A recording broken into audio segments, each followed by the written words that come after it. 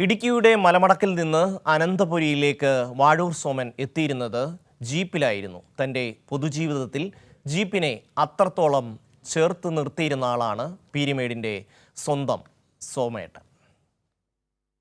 പീരുമേടിൻ്റെ സ്വന്തം MLA ആയിരുന്ന വാഴൂർ സോമൻ തൻ്റെ പൊതുജീവിതത്തിൽ ചേർത്തു നിർത്തിയ വാഹനമായിരുന്നു മഹീന്ദ്രയുടെ ഈ ജീപ്പ്.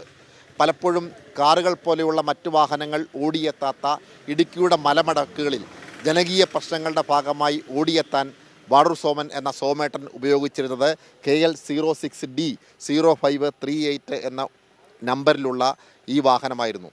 പലപ്പോഴും ഇടുക്കിയുടെ മലമടക്കിൽ നിന്നും അദ്ദേഹം അനന്തപുരിയിലേക്ക് ഓടിയെത്തിയത് MLA ബോർഡ് വെച്ച ഈ ജീപ്പിൽ തന്നെയായിരുന്നു.